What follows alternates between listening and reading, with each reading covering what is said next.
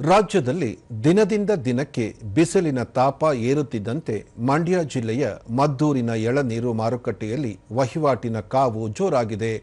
ಏಷ್ಯಾದಲ್ಲೇ ಅತಿದೊಡ್ಡ ಎಳನೀರು ಮಾರುಕಟ್ಟೆ ಎಂಬ ಖ್ಯಾತಿ ಹೊಂದಿರುವ ಮದ್ದೂರು ಕೃಷಿ ಉತ್ಪನ್ನ ಮಾರುಕಟ್ಟೆ ಸಮಿತಿ ಎಪಿಎಂಸಿ ಈಗ ದೇಶದ ಎಳನೀರು ಪೂರೈಕೆಯ ಕೇಂದ್ರ ಬಿಂದುವಾಗಿ ಮಾರ್ಪಟ್ಟಿದೆ.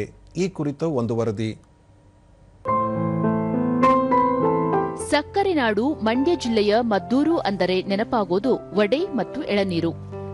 ಸದ್ಯ ಮದ್ದೂರಿನ ಎಪಿಎಂಸಿ ಮಾರುಕಟ್ಟೆಯಲ್ಲಿ ಎಳನೀರಿನ ಅಬ್ಬರ ಶುರುವಾಗಿದೆ. ಏಷ್ಯಾದಲ್ಲಿಯೇ ಅತಿ ದೊಡ್ಡ ಎಳನೀರು ಮಾರುಕಟ್ಟೆ ಎಂಬ ಹೆಗ್ಗಳಿಕೆಗೆ ಪಾತ್ರವಾಗಿದ್ದು, ದಿನಂಪ್ರತಿ ಸಾವಿರಾರು ಲಾರಿಗಳಲ್ಲಿ ವಹಿವಾಟು ನಡೆಯುತ್ತಿದೆ.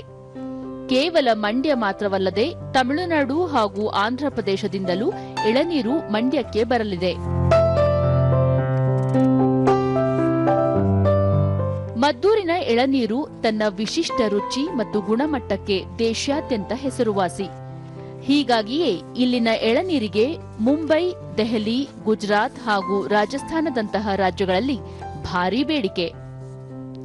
ಬಿಸಿಲಿನ ಬೇಗೆ ಹೆಚ್ಚಾಗಿರುವುದರಿಂದ ಈ ಬಾರಿ ರೈತರಿಗೆ ಉತ್ತಮ ಬೆಲೆ ಸಿಗುತ್ತಿದ್ದು, ಮಾರುಕಟ್ಟೆಯಲ್ಲಿ ವರ್ತಕರು ಕೂಡ ಹಗಲಿರುಳು ಕೆಲಸದಲ್ಲಿ ನಿರತರಾಗಿದ್ದಾರೆ.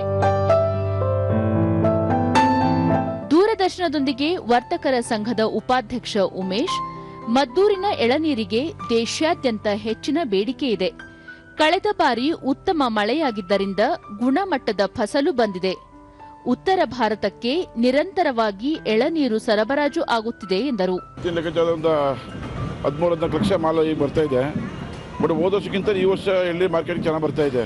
ಏಕೆಂದರೆ ನಮಗೆ ಇಂದಿನ 2024ರ ಮಳೆ ಪ್ರಮಾಣ ಕಡಿಮೆ ಇತ್ತು. 25ರ ಸೀಸನ್ಗೆ ಎಳ್ನೀರು ಕಡಿಮೆ ಇತ್ತು ಮಾರ್ಕೆಟಿಗೆ.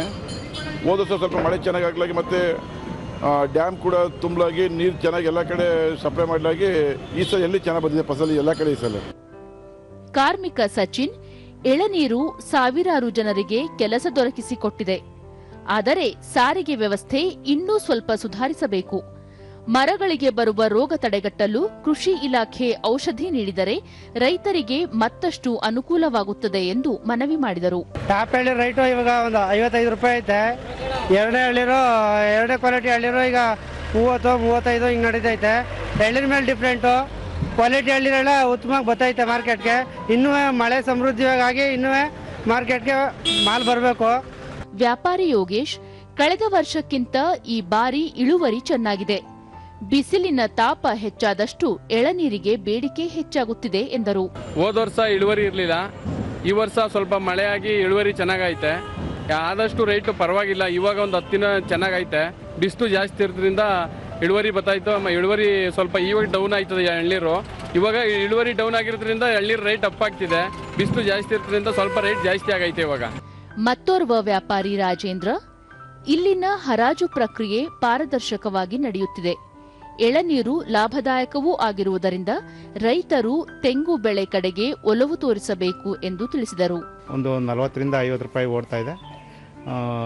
ಇಳುವರಿ ಸ್ವಲ್ಪ ಕಡಿಮೆ ಇದೆ. ಇನ್ನೂ ಸ್ವಲ್ಪ ಇಳುವರಿ ಇದ್ದರೆ ಇನ್ನೂ ಚೆನ್ನಾಗಿ ಇಂಪ್ರೂವ್ಮೆಂಟ್ ಆಗ್ತಾಯಿತ್ತು. ಅದರಿಂದ ತೆಂಗು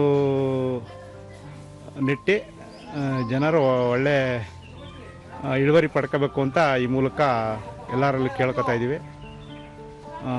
ಇದರಿಂದ ತುಂಬ ಆದಾಯ ಇದೆ.